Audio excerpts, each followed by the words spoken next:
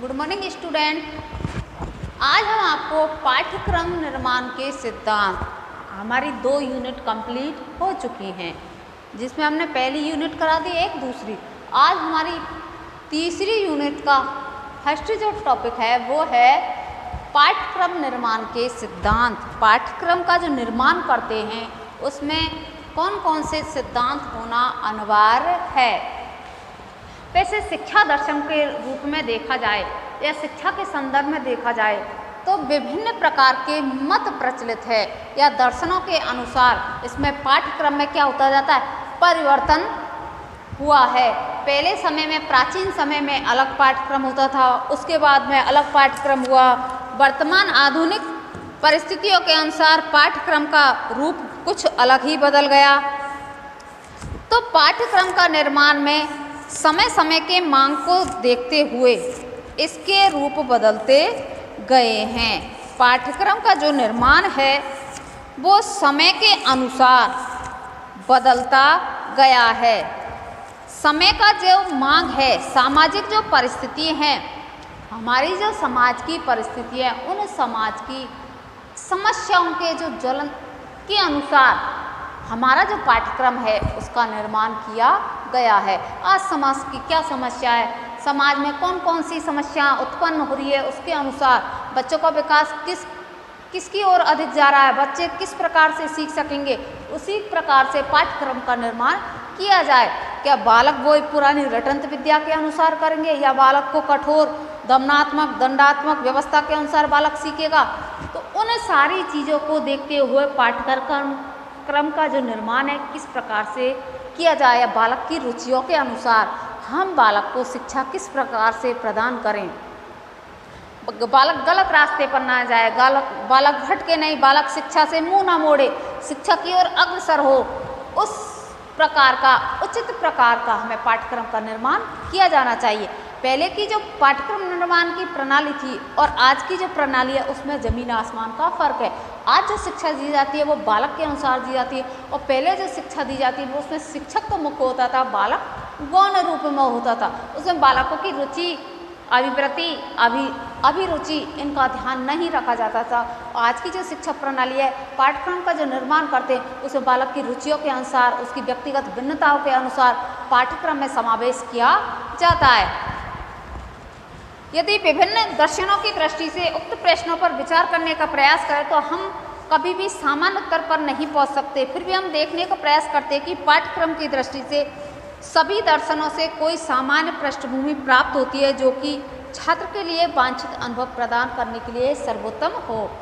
प्रकृतिवादी को लिए आदर्शवादी अलग कहते हैं, प्रकृतिवादी अलग कहते हैं, प्रयोजनवादी कुछ और कहते हैं। तो प्रकृतिवादी की ओर देखे जाए तो प्रकृतिवादी कहते हैं बालक को स्वतंत्र छोड़ दो, बालक के ऊपर कोई दबाव नहीं होना चाहिए, उनके बड़ों का भी दबाव नहीं होना चाहिए, उनके प्रकृति के अनुसार बालक स्वयं ही सीख जाता है। प्रकृतिवादी विचारों के अनुसार शाला में कुछ इस प्रकार की प्रक्रियाएं समाविष्ट की जानी चाहिए जो कि बालक की रुचि के अनुसार हो, उसे अपना स्वयं का उचित अनुभव होने देना चाहिए। शाला में अर्थात विद्यालय में कुछ इस प्रकार की रुचियों का समाविष्ट किया जाना चाहिए कि बालक उसमें स्वयं अनुभव कर सके। उसमें जो बड़े लोग हैं या उनके बड़े हैं या कर्मचारी हैं या गुरुजी हैं वो उन पर दबाव ना डाले, बालक उसमें स्वयं सीख सके। जैसे सबसे ज़्यादा उदाहरण देती है यूँ मोमबत्ती का, कि मोमबत्ती का बच्चे माँ कहती है या गुरुजी कहते हैं, छोटे बालक हैं कोई भी कार्य करने को जाते हैं उससे वो कार्य से क्या हताहत होंगे, मना करते, नहीं मानता तो उसको जलने दो, एक बार जलेगा तब हाथ हटा लेगा, सीख जाएगा। प्रकृति अरे ये जलती है, इससे हम जलेंगे अगर इसको हाथ लगाएंगे तो बालक स्वयं करना सीखना, ये कौन कहता है, ये प्रकृतिवादी कहते हैं। लक्ष्य के पीछे एक सूक्ष्म विचार है। प्रकृतिवादी कहते हैं कि लक्ष्य के पीछे एक सूक्ष्म विचार यह है कि स्वतंत्र सक्रिय, अगर लक्ष्य की ओर बढ़ना है, उन्होंने कहा कि लक्ष्य की ओर बढ़ना है तो एक सूक्ष्म विचार है कि स्वतंत्र, क्या बताया उन्हें, स्वतंत्र सक्रिय, स्वतंत्र सक्रिय प्रसन्न और सुसमायोजित जीवन का विकास हो सके। सक्रिय और प्रसन्न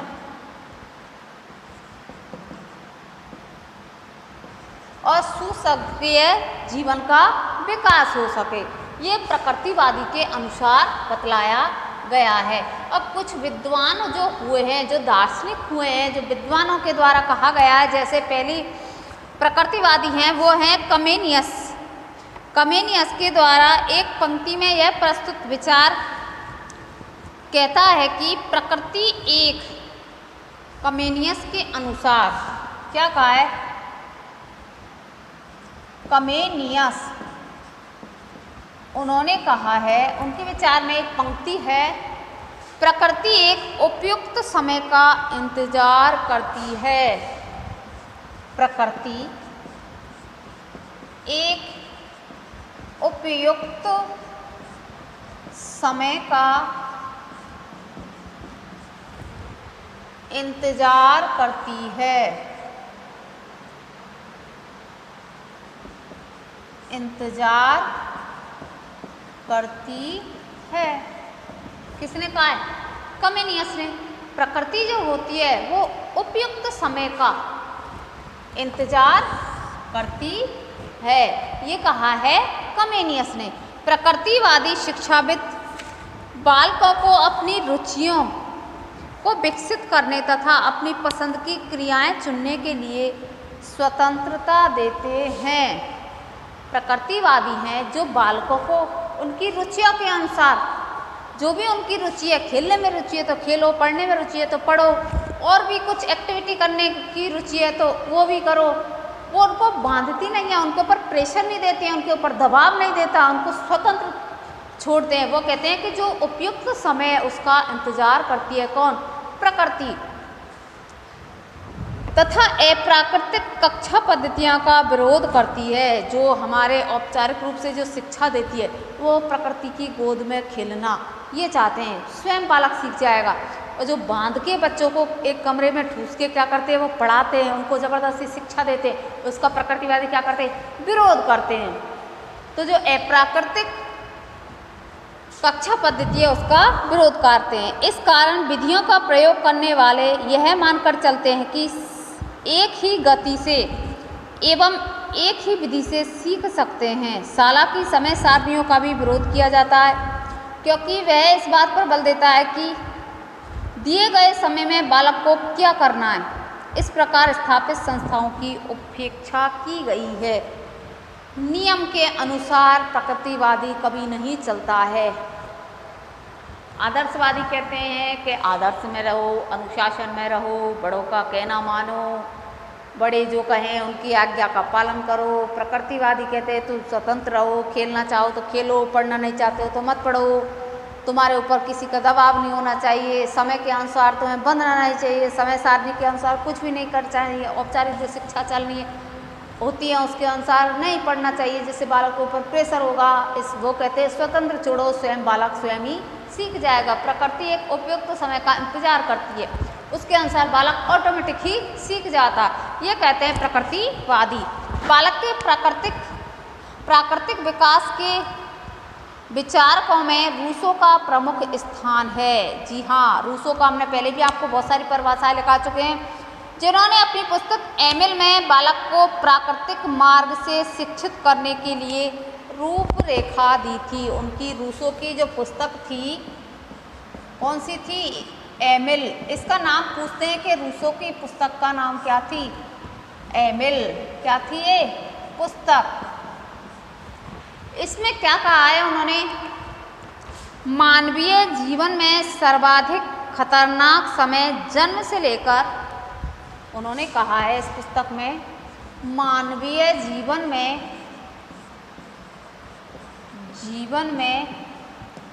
सर्वाधिक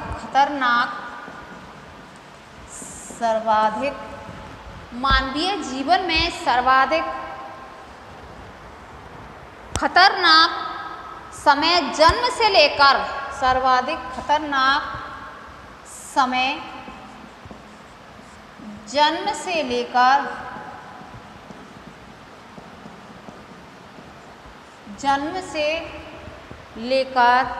12 वर्ष के मध्य का है। जन्म से लेकर 12 वर्ष के मध्य का है। ये किसने कहा? ये कहा है रूसो ने अपनी पुस्तक एमिल में कि मानवीय जीवन में सर्वाधिक खतरनाक समय जन्म से लेकर 12 वर्ष के मध्य का है। इसलिए 5 वर्ष से 12 वर्ष के मध्य की शिक्षा सकारात्मक की अपेक्षा नकारात्मक होनी चाहिए। 5 से 12 वर्ष के बीच की शिक्षा सकारात्मक नहीं, कैसी? नकारात्मक। कौन कहता है? रूसो। सकारात्मक नहीं, नकारात्मक होनी चाहिए। किसके अनुसार? रूसो के अनुसार। सर्वाधिक क्या होता है? ये खतरनाक। मानवीय जीवन में सर्वाधिक खतरनाक समय जन्म से लेकर 12 वर्ष के मध्य का है, जिसमें 5 से 12 वर्ष के बीच शिक्षा सकारात्मक नहीं, कैसी होनी चाहिए? नकारात्मक होनी चाहिए। रूसो ने बालक के लिए कोई पाठ्यक्रम नहीं सुझाया है। उन्होंने कहा बालक के लिए कोई पाठ्यक्रम नहीं होता, बालक स्वयं सीख जाता है। हमेशा उसको हाँ जी हाँ जी कहना, बड़ों का सम्मान करना, पैर छूना, ये करना वो करना, दबाव डालना बालक पर, जबरदस्ती प्रेशर करना, इन सारी शिक्षाओं को रूसो ने क्या कर दिया? नकार दिया है। सकारात्मक शिक्षा नहीं, बालक को नकारात्मक शिक्षा की ओर प्रेरित किया है। 5 से और 12 वर्ष के बीच में उन्होंने कोई पाठ्यक्रम के निर्माण को नहीं बतलाया।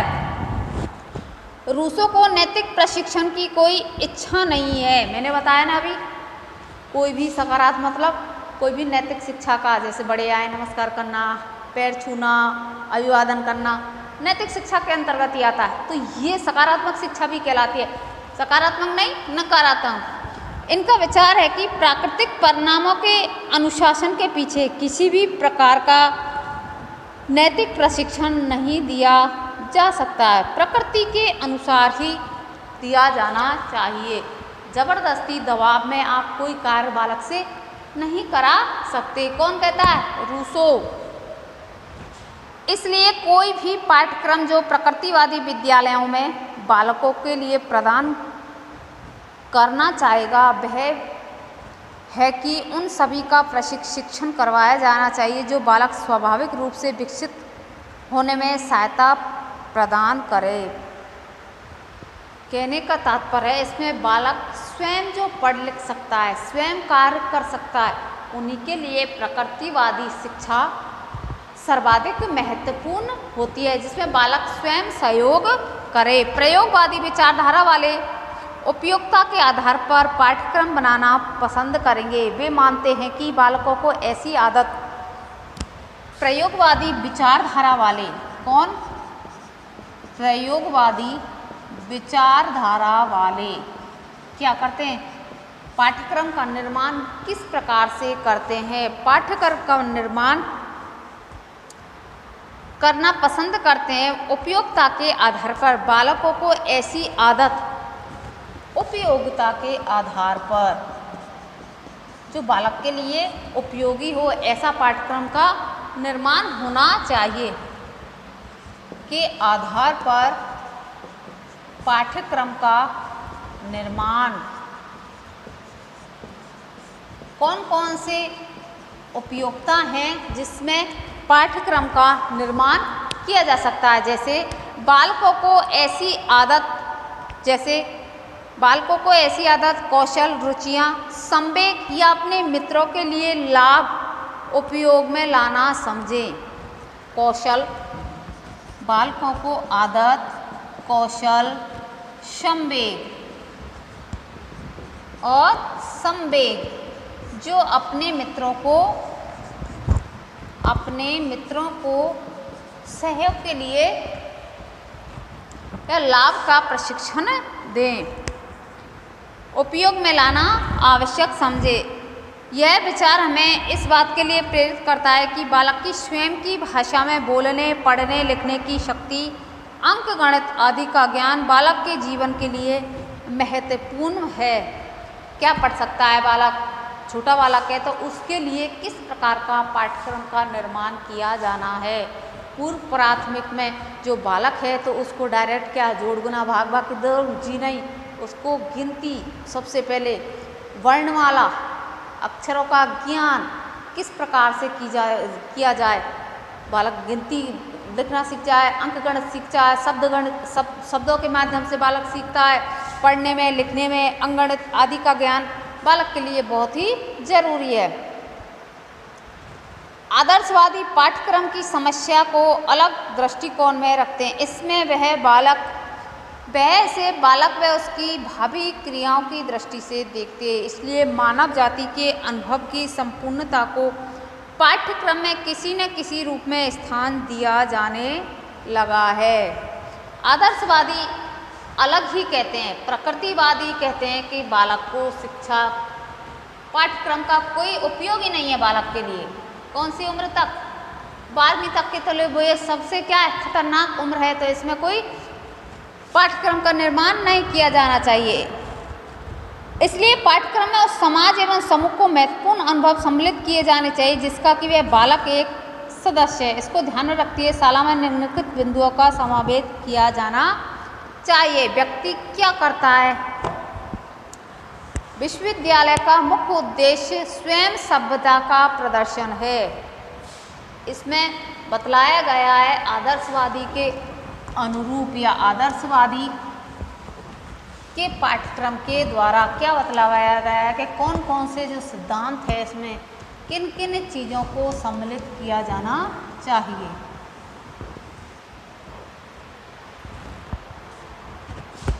जैसे निम्नलिखित बिंदुओं में समाज व्यक्ति क्या करता है एवं क्या करना चाहता है। पहला जो बिंदु है इसमें वो है व्यक्ति क्या करता है,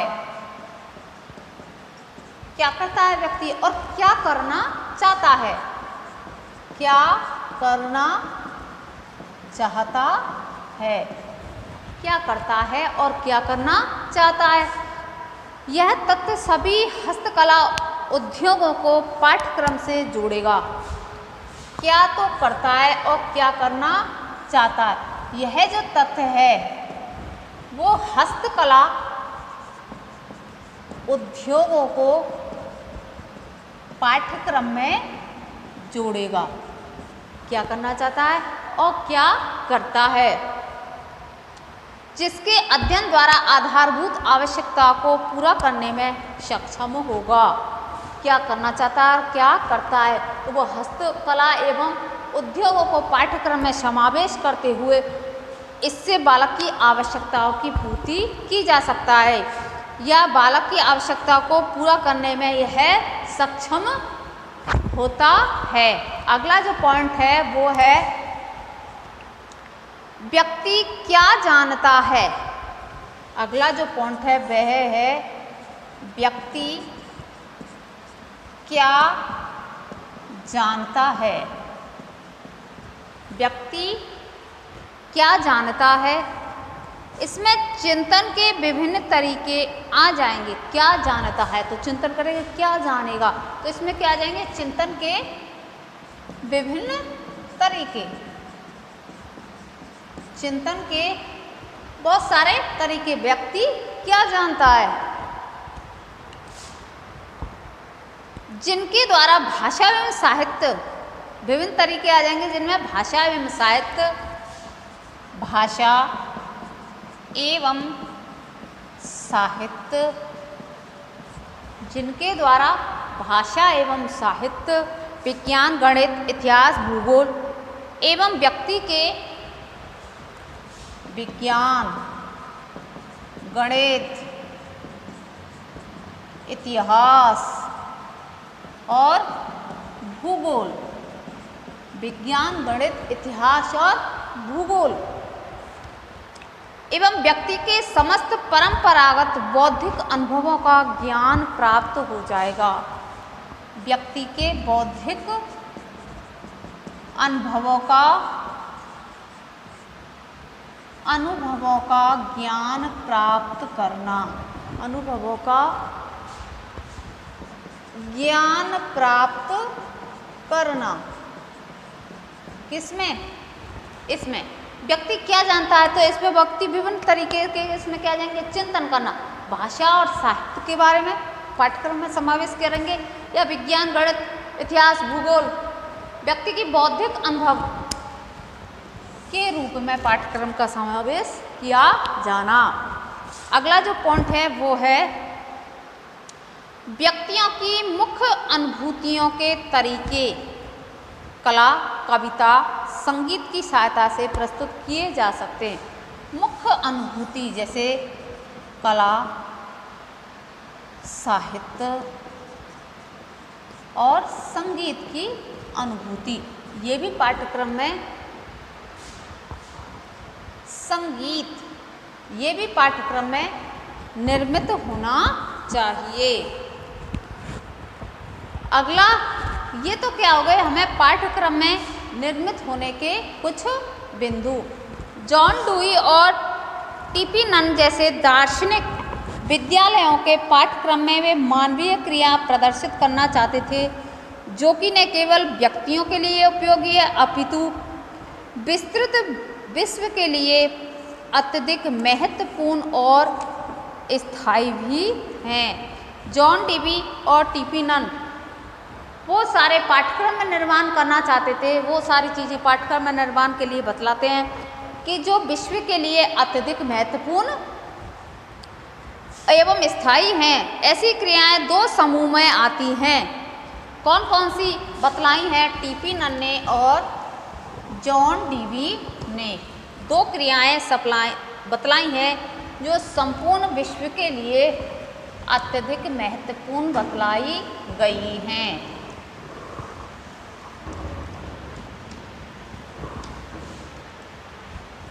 जॉन डीवी और टीपी नन, इन्होंने दो क्रियाएं बतलाई हैं, दो क्रियाएं जो संपूर्ण विश्व के लिए महत्वपूर्ण है। पहली जो क्रिया है वो है जो व्यक्ति एवं सामाजिक जीवन के स्तर को बनाए रखती हैं एवं सुरक्षित रखती हैं। इसका अर्थ स्वास्थ्य की देखभाल, अच्छे व्यवहार, जो व्यक्ति एवं स्वास्थ्य के लिए नैतिक जीवन को संभालना, स्वास्थ्य की देखभाल, अच्छे व्यवहार, स्वास्थ्य की देखभाल, अच्छे व्यवहार, स्वास्थ्य की देखभाल, अच्छे व्यवहार, नैतिक एवं धर्म का ज्ञान है। नैतिक एवं धर्म का ज्ञान है। टीपी नन और जॉन डीवी ने दो क्रियाएं बतलाई हैं, जिसमें से पहली क्रिया है, पहले प्रकार की वे क्रियाएं जो व्यक्ति एवं समाज के जीवन के स्तर को बनाए रखती हैं। व्यक्ति और समाज के जीवन को, व्यक्ति और समाज के जीवन स्तर को बनाए रखना तो क्या है? स्वास्थ्य की देखभाल, अच्छा व्यवहार, नैतिक एवं धर्म का ज्ञान। ये पहली क्रिया बतलाई है पाठ्यक्रम के निर्माण के लिए, जो संपूर्ण विश्व के लिए अत्यधिक महत्वपूर्ण मानी गई है। सामाजिक स्तर को बनाए रखना एवं व्यक्ति को उच्च स्तर पर बनाए रखते। दूसरी जो क्रिया है वो है, दूसरी क्रिया में सभी प्रकार की सृजनात्मक क्रियाओं को सम्मिलित करने की आवश्यकता है, जो कि अपनी सभ्यता की आधार रेखा बनती है। ऐसी स्वाभाविक रूप से कला, साहित्य,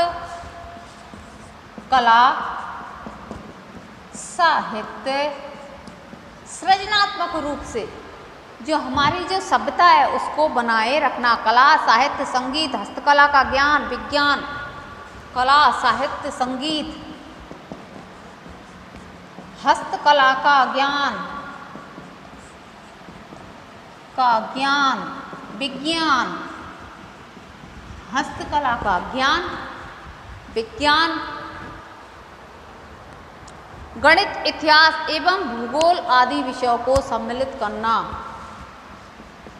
गणित, इतिहास, भूगोल आदि विषयों को सम्मिलित करना। दो क्रियाएं बतलाई हैं किसके लिए? पाठ्यक्रम के निर्माण के लिए। जॉन डीवी और टीपी नन ने कला, साहित्य, संगीत, हस्तकला का ज्ञान, विज्ञान, गणित, इतिहास, भूगोल आदि विषय सम्मिलित की गई हैं। ये किसके आधार पर? सृजनात्मक क्रिया को सम्मिलित करने की आवश्यकता है जो अपनी सभ्यता की आधार रेखा बनाती है। सभ्यता की आधार रेखा को बनाए रखना, ऐसी क्रियाएं स्वाभाविक रूप से होती है। कला का निर्माण, संगीत का निर्माण, हस्तकला का, विज्ञान, गणित, इतिहास, भूगोल आदि विषयों को सम्मिलित करना, ये दो क्रियाएं संपूर्ण विश्व के लिए बहुत ही महत्वपूर्ण बतलाई गई हैं एवं ये स्थायी भी हैं। यह शाला कार्यक्रम के निर्माण में के संबंध में कहा गया है।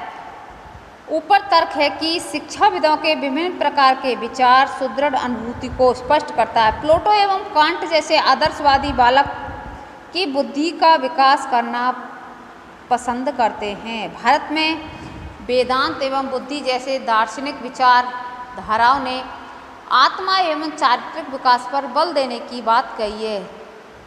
आत्मा एवं चारित्रिक विकास पर बल देना, आत्मा एवं चारित्रिक, आत्मा को शुद्ध रखना और चरित्र को कभी भी गिरने मत देना, ये भी पाठ्यक्रम में सम्मिलित किया जाना चाहिए। जो वर्तमान परिस्थिति को देखते हुए हम कहते हैं कि आज की जो परिस्थिति है उसमें चारित्रिक शिक्षा भी पाठ्यक्रम के निर्माण के लिए बहुत ही महत्वपूर्ण लाभदायक सिद्ध होगी।